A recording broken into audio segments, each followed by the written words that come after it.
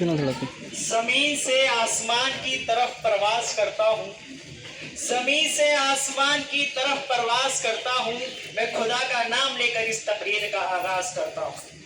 ना अंदाज़े गुफ्तगू है ना तर्ज़े तकल्लुफ़, ना अंदाज़े गुफ्तगू है ना तर्ज़े तकल्लुफ़। मेरा खिताब सुनने वालों अस्सलाम वालेकुम। दे सलामी उस झंडे को जिससे तेरी शान है, दे सलामी उस झंडे को जिससे तेरी शान है, सर हमेशा ऊंचा रखना उसका जब तक दिल में जान है। दोस्तों, हिंदुस्तान से मोहब्बत करना, अपने देश से मोहब्बत करना, ये क्या है? इसका मतलब क्या है? इसका मतलब ये है कि अपने हिंदुस्तान के कानून को जानना, समझना, पहचानना, उस पर अमल करना, कुछ करना, कुछ बनना, लिखना, लिखवाना, अपने देश के लिए जान लुटा देने वाला जज्बा रखना, ये है इसका मतलब। आज से तकरीबन 80 साल पहले हिंदुस्तान में अंग्रेजों की हुकूमत थी। अंग्रेज इस मुल्क को आबाद नहीं बल्कि बर्बाद करने के लिए, लूटने के लिए, हुकूमत करने के लिए, यहाँ का चलन, यहाँ का दस्तूर, यहाँ का कानून, यहाँ के दस्तूर को बदलने के लिए इस मुल्क में आए थे। उस वक्त का जमाना क्या था, आज का जमाना क्या है, पूछिए अपने बुजुर्गों से, यही पता चलेगा कि हिंदुस्तान में सरफरोशी का माहौल गर्म था, इंसानों का खून बह रहा था, इंसानों को इंसानियत से कोई मतलब नहीं था। ऐसा माहौल हमारे मुल्क में चलता था और ऐसे माहौल में हमारे कई नेता शहीद हुए जो अपने जिस्म और जान की परवाह भी ना करते थे। लेकिन आज हम लोग इतने मतलबी हो गए, इतने मतलबी हो गए कि ना जनता को वोटिंग से मतलब है, ना नेताओं को देश प्यार है।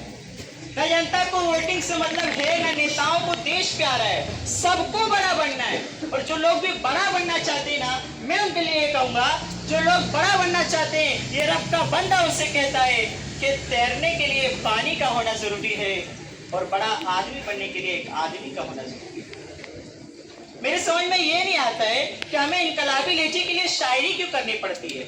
या तो मेरी सांस रुकेगी या तो कलम फिर सच लिखेगी। जब मीठी बातें दरबारों के दर से वापस आई है, भूखी चीखें सांसदों के दर से वापस आई है। अरे जब झोपड़पट्टी से जरूरी राजमहल की घोड़ी है, मजबूरी में नन्ही बेटी कूड़ेदान में छोड़ी है। अरे अदालतों के चक्कर लेते घिसती बूढ़ी लाठी है, दफ्तारों में पेंशनों में हिस्सेदारी काटी है, तब जाके देश सभा को दार बनाया है। अरे लफ्जों को चिंगारी दे अंगार बनाया है। अरे मजबूरों के दामन का बिखरा टूटा ख्वाब लिखा है और बाकी कलम के नोक से हमने इनकलाब लिखा है। दोस्तों, आज का दिन हमें इस बात का पैगाम देता है कि हम चाहे उत्तर में रहें, चाहे दक्षिण में रहें, हम चाहे पूरब में रहें या हम चाहे पश्चिम में रहें, हम चाहे दुनिया की किसी भी कोने में रहें, अपने देश के लिए जान कुर्बान कर देने वाला जज्बा रखें और पूरी दुनिया में अपने देश का परचम इस तरह लहराएं कि सारे मुल्कों से ऊंचा मुल्क हमारा हो, सारे मुल्कों से ऊंचा मुल्क हमारा हो। अरे इसी करीब पर तो लाहौर का इकबाल 125 साल पहले पुकार उठा था, सारे जहां से अच्छा हिंदुस्तां हमारा, सारे जहां से अच्छा हिंदुस्तां हमारा, हम बुलबुलें हैं इसके ये गुलसितां हमारा। दोस्तों, मेरी खुदा से बस यही दुआ है कि हमारा मुल्क हिंदुस्तान बागो बहार बना रहे, अमन और शांति का, भाईचारे का गहवारा बना रहे।